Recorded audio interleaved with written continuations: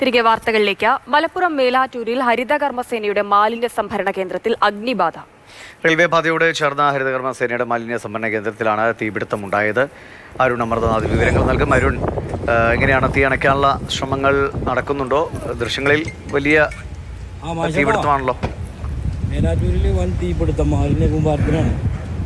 ദിവിഷ്, സ്ഥിതി ഏകദേശം നിയന്ത്രണ വിധേയമായി എന്നുള്ള വിവരമാണ് അവിടെ നിന്ന് വരുന്നത്. ഇതായത് മലപ്പുറം മേലാറ്റൂരിലെ മിനി സ്റ്റേഡിയത്തിനോട് ചേർന്ന കെട്ടിടത്തിലാണ് ഹരിതകർമ്മസേനയുടെ ഈ മാലിന്യ സംഭരണ കേന്ദ്രം.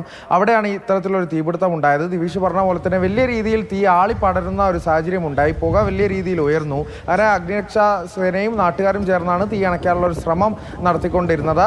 അത്തരത്തിൽ അടുത്തൊന്നും വലിയ കെട്ടിടമില്ലാത്തത് തന്നെ വലിയൊരു അപകടം ഒഴിവായി എന്നുള്ളത് തന്നെയാണ്. 300 മീറ്റർ മാറിയാണ് ഒരു ഡാൻസ് ക്ലാസിൻ്റെ ഒരു കെട്ടിടമുള്ളത്. അത് ഒഴിച്ചു നിർത്തിയാൽ മറ്റ് കെട്ടിടമൊന്നും സമീപ പ്രദേശത്ത് ഉണ്ടായിരുന്നില്ല. മറ്റ് കെട്ടിടത്തിലേക്കൊന്നും തീ പടരാനുള്ള ഒരു സാധ്യതയും തന്നെ അവിടെ ഉണ്ടായിരുന്നില്ല എന്നുള്ളത് തന്നെയാണ്. എന്താണ് പ്രാഥമികമായ തീ പിടിക്കാനുണ്ടായ കാരണമെന്ന് ഇപ്പോഴും വ്യക്തമായിട്ടില്ല. അത്തരത്തിൽ വലിയ രീതിയിൽ തീ പടർന്നു. അതെന്തായാലും നിയന്ത്രണ വിധേയമാക്കാൻ സാധിച്ചിട്ടുണ്ട് എന്നുള്ളതാണ് ഇപ്പോൾ മേലാറ്റൂരിൽ നിന്ന് ലഭിക്കുന്ന വിവരം. ദിവിഷ്, ഹിമ.